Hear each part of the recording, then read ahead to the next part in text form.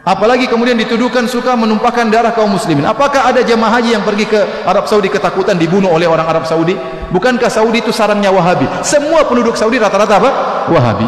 Apakah ada jemaah haji yang ketakutan kalau ketemu orang Arab Saudi? Ya, yang akan dirampas hartanya, akan dibunuh? Enggak ada, itu omong kosong.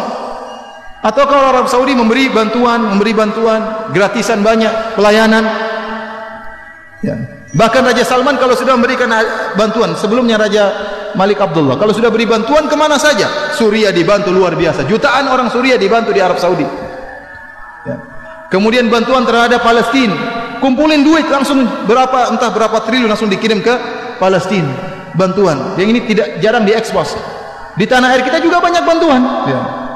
Banyak masjid-masjid dibangun. Ya.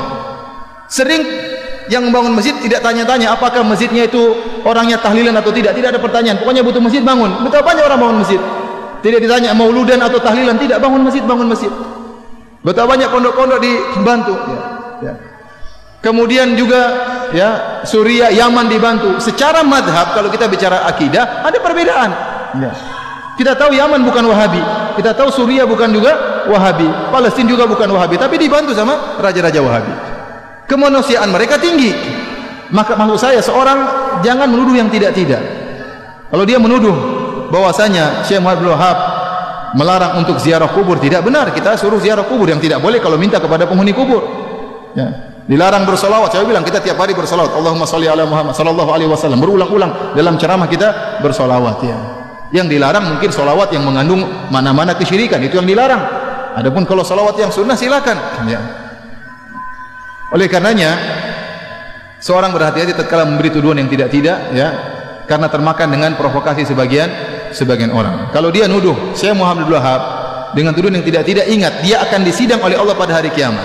Kita kalau nuduh orang tidak benar, kita akan disidang berhadapan dengan Syekh Muhammad bin Abdul Wahab, dan hati-hati jangan-jangan pahala kita diambil oleh beliau seluruhnya karena kita tuduh dia dengan tuduhan yang tidak-tidak.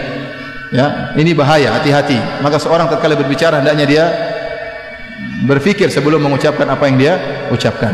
Dan saya katakan bahwasanya kita bersabar kalau dituduh tidak, yang penting kita menjalankan sunnah. Dan ingat, kita tidak ada yang mengkultuskan Syekh Muhammad bin Abdul Wahab.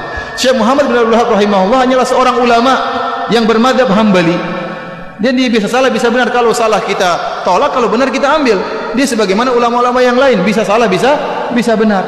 Makanya dalam kajian-kajian kita juga hampir tidak pernah kita bilang berkata Wahabi, berkata Muhammad bin Wahab, tidak pernah. Saya yang sampaikan dari apa saya ucapkan. Perkataan Syekh Muhammad bin Wahab tidak ada saya ucapkan, tidak ada saya nukilkan.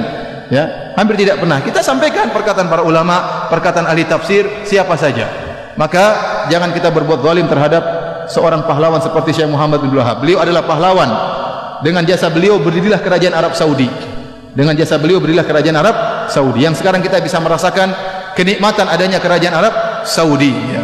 Adanya ketentraman, adanya keamanan, adanya ibadah yang tentram di sana. Bagaimana bantuan kerajaan Arab Saudi kepada negara-negara Islam, itu salah satu jasanya Syekh Muhammad bin Abdul Wahab rahimahullahu taala. Jadi saya sering sampaikan, Syekh Muhammad bin Wahab itu di Saudi seperti tuanku Imam Bonjol di tanah air kita, seperti Pangeran Diponegoro di tanah air kita. Maka mereka cinta kepada pahlawan mereka, wajar. Kalau mereka cinta, mereka pelajari buku-bukunya, tapi mereka tidak fanatik. Kalau salah dibilang salah. Wallahu a'lam bishawab.